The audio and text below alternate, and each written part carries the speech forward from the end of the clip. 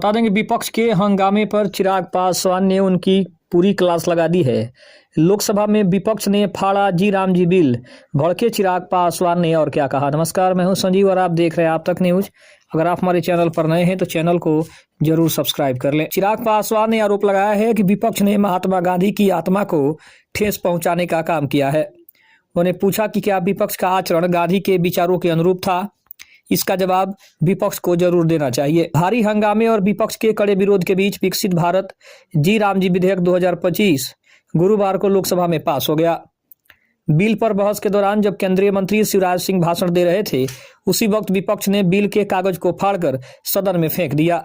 विपक्ष के इस रवैये से गुस्साए केंद्रीय मंत्री चिराग पासवान और लोजपा रामविलास के अध्यक्ष ने तीखी प्रतिक्रिया दी है। उन्होंने विपक्ष के आचरण पर सवाल उठाते हुए कहा है कि योजनाओं का विस्तार नई सोच के साथ होता है तो इसे सिर्फ नाम बदलना कहना गलत है। उन्होंने सदन में कागज फाड़ने और चेयर का अपमान करने वाली घटनाओं को लोकतंत्र के लिए बेहद शर्मनाक बताया। साथ ही साथ चिराग पासवान ने कहा कि विपक्ष को एनडीए का कोई भी काम जम नहीं रहा है, क्योंकि विपक्ष को लगता था कि एनडीए जीतने के बाद भी कुछ करेगा नहीं और शायद उनके मंसूबे पर सबसे ज्यादा पानी फिरा हुआ है। इसीलिए विपक्ष इस तरह की भड़ास निकाल रहा है और इससे ये साफ लग रहा है कि कहीं ना कहीं विपक्ष को विकसित बिहार के विकसित भारत के लिए काम करना उन्हें बिल्कुल रास नहीं आ रहा है। इसीलिए ये लोग कहीं ना कहीं ऐसा करने की जुर्रत कर रहे हैं।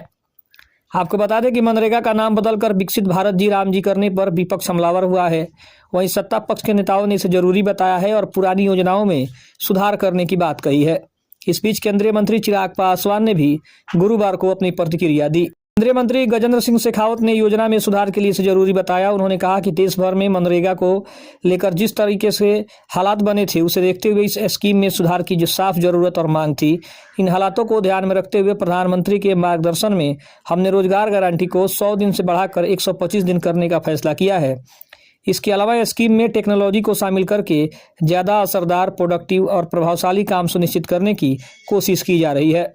वहीं भाजपा के सांसद दर्शन सिंह चौधरी ने भी कहा है कि विपक्ष ने इस सरकार को चुनौती देने की ताकत नहीं है।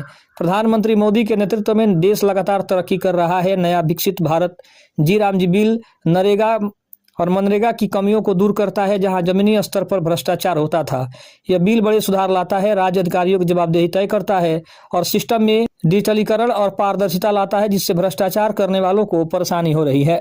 संसद का शीतकालीन सत्र चल रहा है। इस दौरान महात्मा गांधी राष्ट्रीय ग्रामीण रोजगार गारंटी अधिनियम का नाम बदलकर विकसित भारत गारंटी फॉर रोजगार और आजीविका मिशन यानी विकसित भारत जी राम जी करने से जुड़े बिल पर संसद में जोरदार बहस देखने को मिल रही है।